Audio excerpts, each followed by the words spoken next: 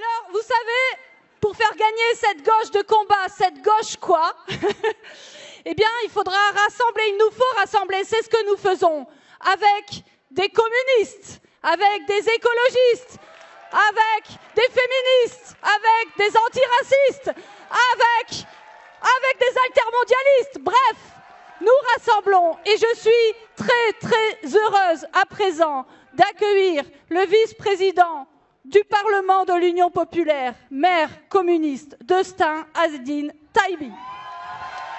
Okay. Bonjour Marseille. Bonjour Marseille, ça fait chaud au cœur d'être parmi vous. Marseille motivée, Marseille la fraternelle, Marseille qui se conjugue aussi avec la Seine-Saint-Denis, la rebelle. Moi je suis fier d'être ici.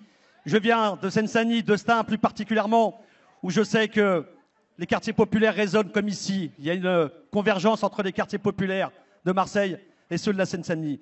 Je veux vous dire, je veux ici m'adresser tout particulièrement à celles et ceux qui viennent des quartiers populaires, les habitantes et les habitants, celles et ceux qui font vivre, je dirais, l'engagement, qui font vivre les combats dans les quartiers populaires.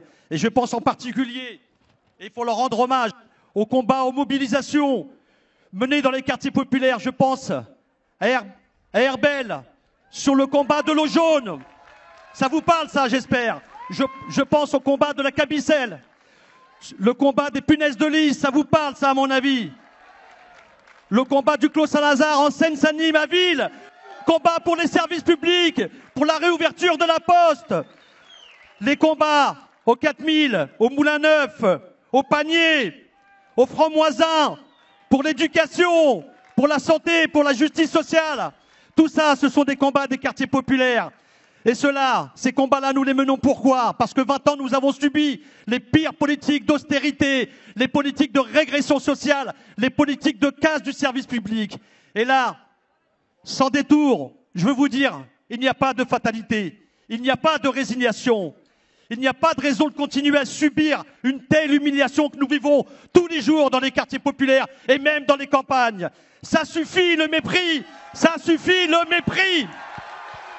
Il y a dans nos quartiers, cette jeunesse que je vois ici, cette jeunesse multiculturelle, une jeunesse, une richesse précieuse, des atouts énormes, des talents insoupçonnés. Et nous devons, ensemble, ne plus faire le dos rond à l'exemple, je veux le dire ici, de l'excellente initiative prise par des militantes et des militants des quartiers populaires.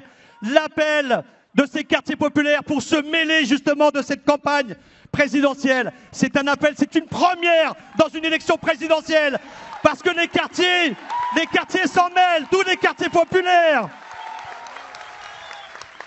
Et d'ailleurs, à partir de demain, une semaine pour les quartiers populaires va démarrer dans tous les quartiers populaires de France, un peu partout. Et je vous donne rendez-vous dès mercredi prochain en Seine-Saint-Denis, à Stein, au Franc-Moisin, pour démarrer cette semaine des quartiers populaires.